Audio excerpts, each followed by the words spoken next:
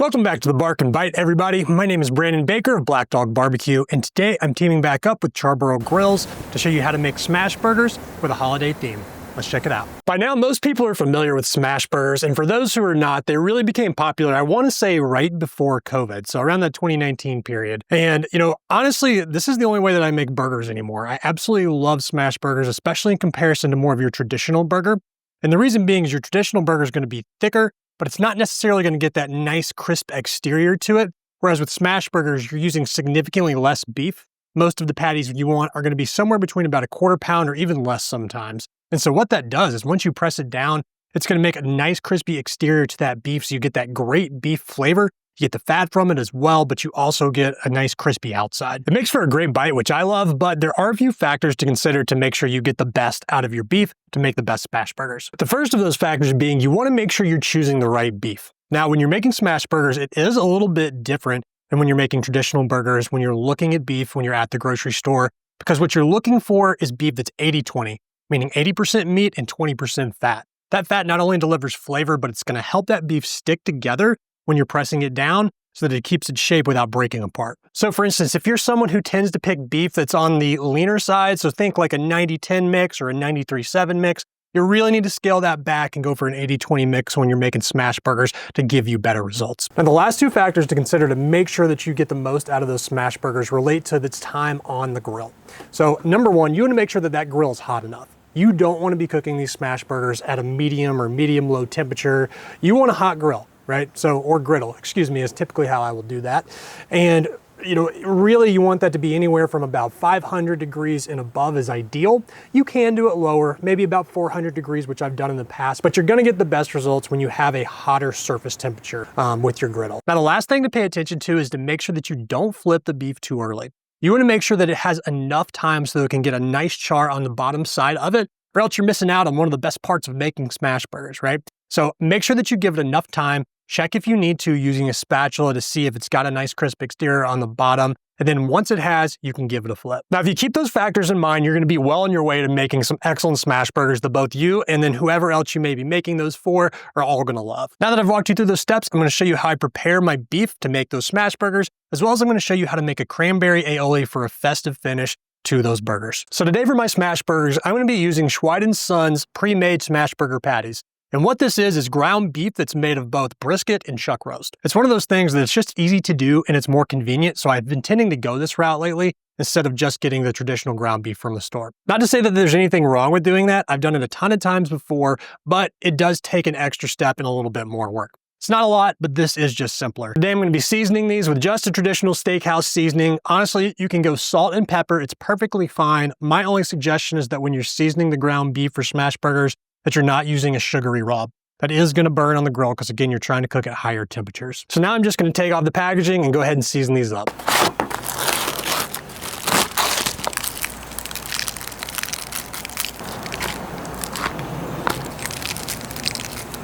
All right, I just seasoned those up. They're good to go. And so now the only thing I got to do is grill these up. All right, so as you can see, we've got a nice hot griddle surface. So I'm going to go ahead and add that ground beef to the griddle top. And then once I do, I'm gonna smash them down. One thing to consider when you're smashing those burgers down, you wanna make sure two things. First off, you do wanna make sure that you've got some sort of separator between what you're smashing those burgers with and the ground beef itself.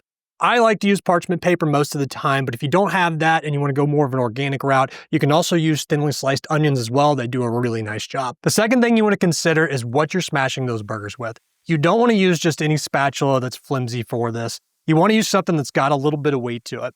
I've got one that is specifically a burger press. It does a fantastic job. It's nice and heavy, but I've also used larger spatulas in the past. The big thing that you just want to consider again is its weight. Now, like I mentioned earlier, you're gonna let these burgers cook for just a couple of minutes because you do want to get a nice crispy exterior on that underside. So you can check it around the 3-minute mark, see what it's looking like. And if it starts to crisp up, like I mentioned, you can go ahead and give it a flip. If that's not the case, you can give it another minute or two, and by that time, it should be ready to go. And once you do make that flip, you want to go ahead and add cheese if you're going to be adding that to your Smashburgers, and then you can just close the lid. By closing the lid, it's going to help that cheese to melt faster, which is going to be helpful for those burgers because by this time, it's really almost done cooking. Because you got to remember, again, these are very thin burger patties. Now, once that cheese is melted and the burgers are cooked all the way through, what I personally like to do is go ahead and make a double stack. And the reason that I do that is, again, these patties are only 2.5 ounces each that I'm using here today, so they're on the thinner side. By going ahead and stacking them together, that cheese kind of congeals with the beef to make sure that they stick together well for your burger. It's not something that you have to do, but personally, I found it to be helpful. Now, lastly, I'm going to show you how to make that cranberry aioli. And most of the time with Smashburgers, I'm just going to make a classic burger sauce, but it is the holidays, so I want to put a little bit more of that festive theme that I mentioned on it. And best part about it is I went ahead and made cranberry sauce earlier this week, which you can see right here. So I've already got it on hand and it's ready to go. So as you can see with the consistency of this, it's a lot thinner than what you'd expect from a traditional cranberry sauce, right?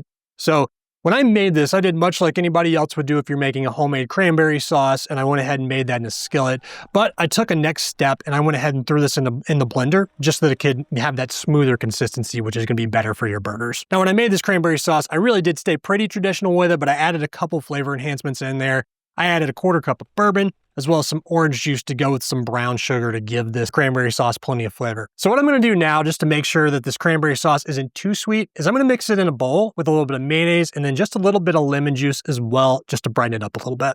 That's gonna mellow out that flavor just a tad, so it's gonna go better with the burgers. And you don't need to have perfect ingredient measurements for this. You can kind of taste it as you go and see how you like it. Again, there's really only 3 ingredients at this point that you're adding, so just kind of adjust that to taste. Take a couple spoonfuls.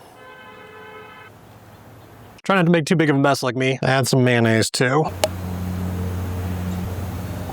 Always helpful to have paper towels around you while you're cooking. I don't know about you guys, I make a mess all the time. So just my 2 cents. So last thing that I'm gonna do, like I mentioned, is I'm gonna add some lemon juice. And I've got some pre-cut lemons, so I'm just gonna use part of a half that I've got right here, just to add that juice.